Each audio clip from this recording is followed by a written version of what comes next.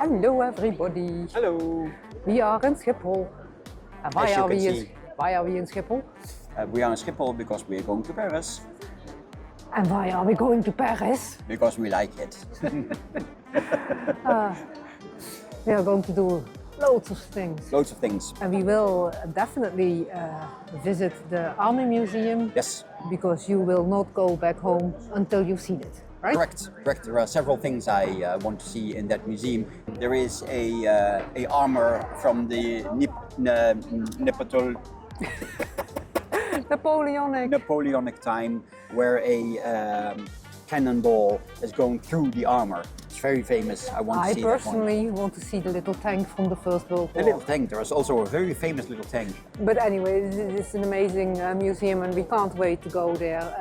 It will be very easy to visit because our hotel is right next door. We have a room with a view on the Dôme des Invalides. Hopefully we can make some nice pictures there. In a bit our Eurostar will go. We'll leave for Paris with us on it. Yes, we will leave in about 45 minutes, then we will be gone.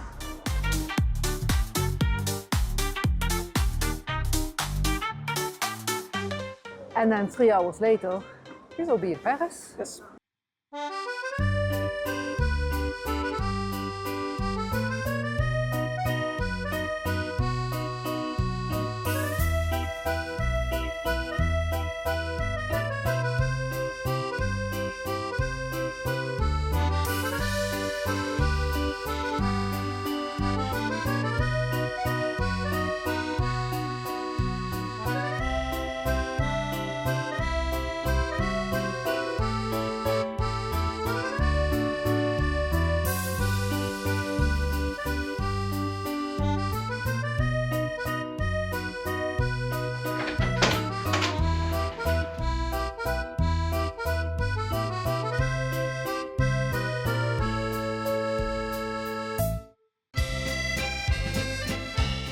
Well, we are doing a quick room tour. Here at the entrance there behind us, you can here have a wardrobe with a large fridge, I suppose, an ironing board, a safe, hairdryer and a very large mirror. Then we have a double bed. We have a separate loo or toilet. The bathroom, which is also large, also has a mirror, also has a hairdryer. It has a large shower. The shower, however, does not have a door, but a curtain. We both have a nightstand with a lamp. And now for the main attraction of this room, the view. Hello everybody. Hello. Here we are at our hotel in Paris. Yes. And there behind us is the reason why we have this hotel. Yes. Because that is the Dôme des Invalides. On which we have a perfect view. And tomorrow we will visit the Dôme and the Hôtel des Invalides. Yep. The museum, the Army Museum. We're going to spend the entire day there. We intend to spend lots of time there. But perhaps it's very boring. No, it's not. It's guns. Lots of guns. The journey here was eventful. Longer than I would have liked. We had the Eurostar had delay.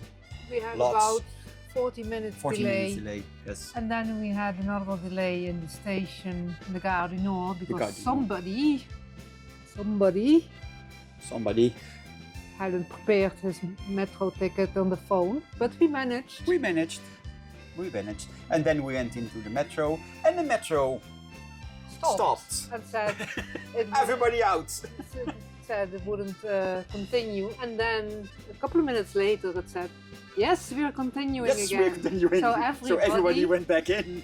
and it was filled to the brim. Yes, it was extremely busy. Yes. As a woman of a certain age, I was melting. Yes, melting. She was glowing. No, melting. I looked like a candle in the sun. In the candle in the sun, yes. But then it wasn't very far anymore. No. And then we got out, and then the stairs weren't that much even. No, but it was heavy.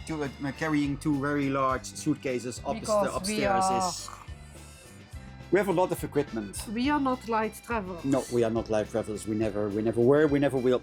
I am not a light traveler. Yes, of course. And we have decided, so when we go back on Thursday, then we will take a taxi. Yes. To save our muscles. Yes, and health. My muscles need saving.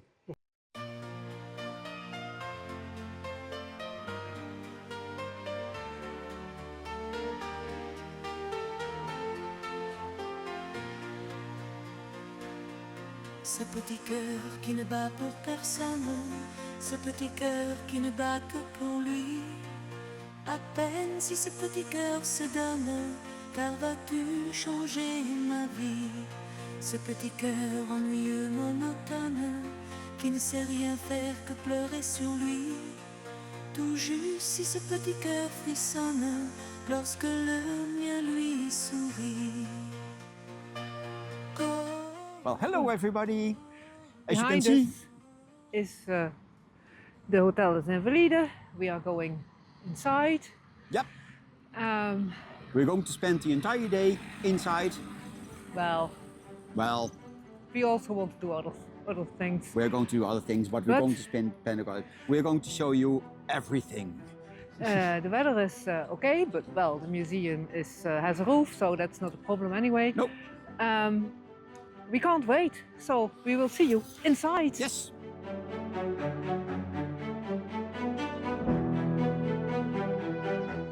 The Hôtel des Invalides houses several museums, the largest of which is the Army Museum. This in turn houses several separate collections.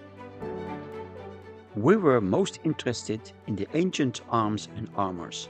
These are the medieval weapons and armors up until the time of Louis XIII. In other words, the middle of the 17th century. In the Royal Hall, many decorative armors are displayed, owned by kings and princes, including little boys, to be worn during parades and other ceremonies.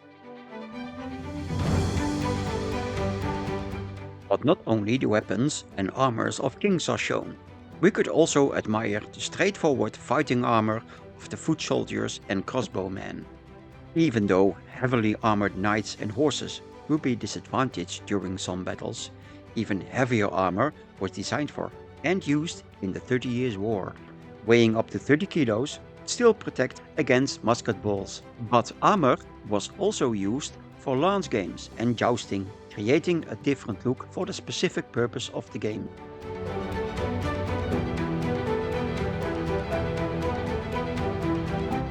Not only the armor was decorative for kings and princes, their weapons were too. Highly decorated swords were made, merely to be presented as gifts to the king.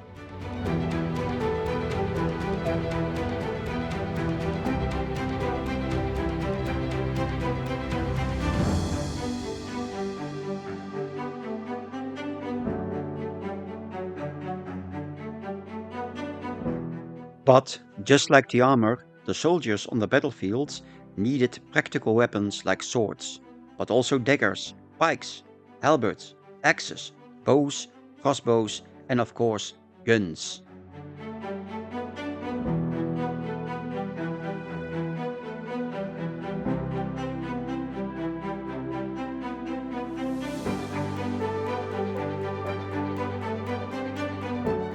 The Army Museum owns a large collection of wheelock guns and pistols. The triple-barreled pistol is attributed to King Henry IV and built between 1610 and 1620. It is capable of firing lead balls and arrows. Not only the technical know-how of the weapon and armor makers is impressive, but also the fact that almost everything is decorated, even when it was made to be used during battles. Also impressive is the collection of large armes à feu portatives and two very large grenadier portatives. Pumpkins are generally considered to be a 19th century weapon, but the Army Museum displays some very striking early 17th century examples. A very early breech-loading swivel gun, a Guerrier à boîte from 1410, and several multiple-shot cannons are displayed.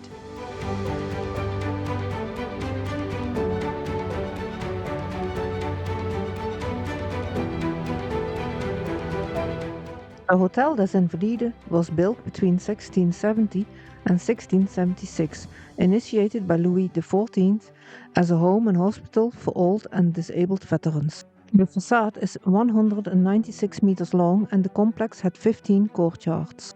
It housed veterans who had served in the army for 20 years or more. On July 14, 1789, it was stormed by Parisian rioters who used the cannons and muskets stored here to attack the Bastille. In 1872, the first museum, the Musée d'Artillerie, was opened here, later to transform into the Musée de l'Armée. The little tank, as I called it, is a Renault FT and was used in the First World War in 1918. It was one of the first modern tanks. It is 5.2 meters long, weighs 7.2 tons and has a maximum speed of 8 kilometers per hour. It was the first tank to have a barrel mounted on a rotating turret on top of the vehicle. This way the tank could shoot in all directions without having to turn itself. It seated two people, a driver in the front and a gunner in the turret, who communicated with the driver by kicking him in the shoulders and the back. The small size and the engine that could operate when slanted allowed the tank to traverse terrain that bigger, heavier tanks could not.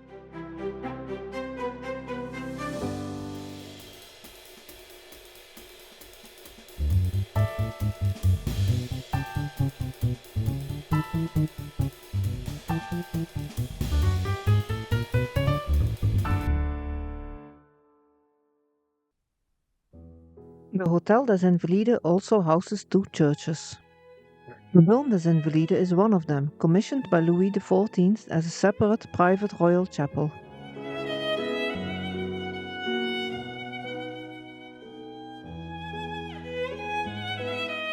It was finished in 1706 and is a prime example of French Baroque architecture with a height of 107 meters.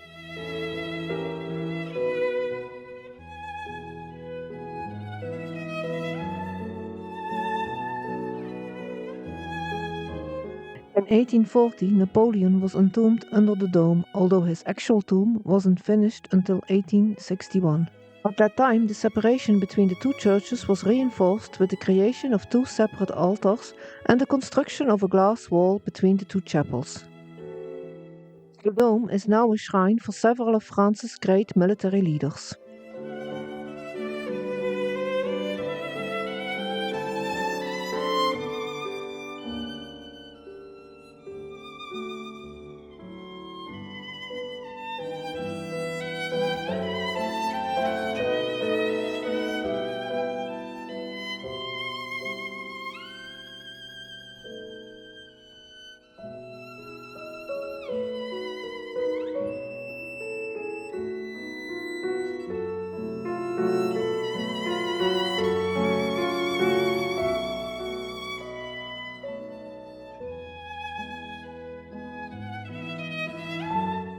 The other church, which the veterans had to attend every day, is the Cathedral Saint Louis-des-Invalides.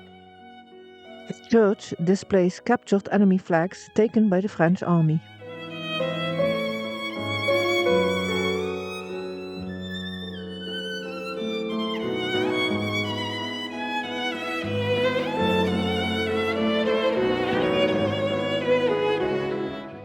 The galleries of Les Invalides house several statues.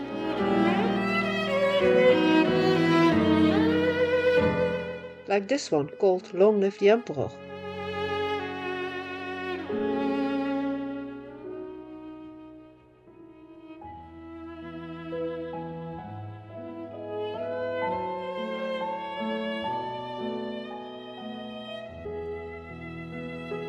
This is a monument to General Chanzy, based on a statue in Le Mans, the town he defended against the Prussians in 1871.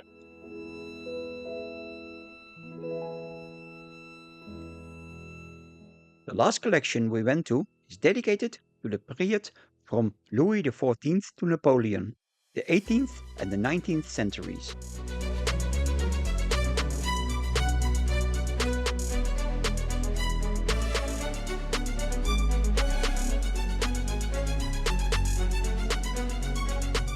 The swords were more decorated, the guns now using flintlock mechanisms instead of wheel locks, as this was both less expensive and more sturdy.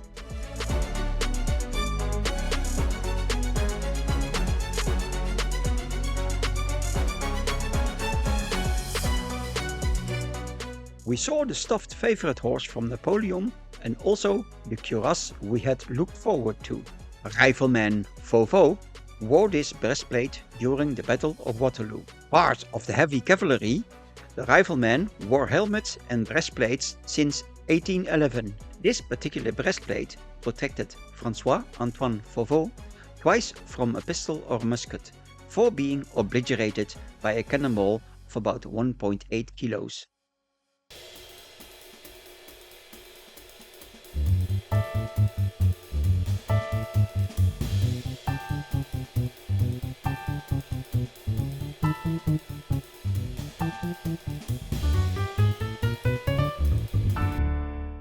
Although there is much more to see at Les Invalides, we decided to save that for another time. We went to the museum shop, which is very important, and then back to our hotel. We are back at the hotel. Yes, finally. We have spent 1 million hours in the Army Museum. 4 hours. Which 4 million hours. It is a long is time. An amazing museum, Yes. or rather it's several museums. And I have seen so many guns and so many cannons. swords Unbelievable. and daggers swords and spears daggers and clubs halberds and we have seen everything from about 8,000 years before Christ to, well, about 100 years ago. 100 years ago. A lot, yes. How did you like the cuirass with the cannon hole in it? Oh, it's impressive. It's when you realize there is somebody actually was in there when that happened. Mustn't have been a pretty sight. Didn't really know what hit him, I think. No. What I found extremely impressive were the war horses, with the armored war horses with the armored knight on top of it. It was gigantic. I can now understand why they called it the equivalent of a tank. Yes. If you saw that and about 50 or 60 of them charging towards you, well, you would need clean underpants. If you wore underpants. If you were underpants, yes. Okay, well, that's it. But we are going to... You will see what we will do next. Yes. We're not sure yet. As our hotel was only a few minutes walking from the Champ de Mars, we decided to go there to take pictures.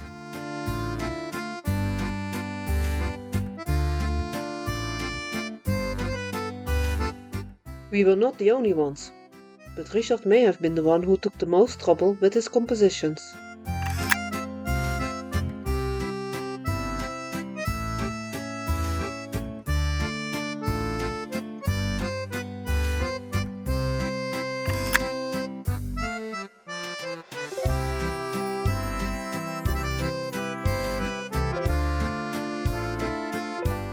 If you liked this video, please give it a thumbs up. If you want to see part 2 of our trip to Paris, don't forget to subscribe and we will see you in the next one.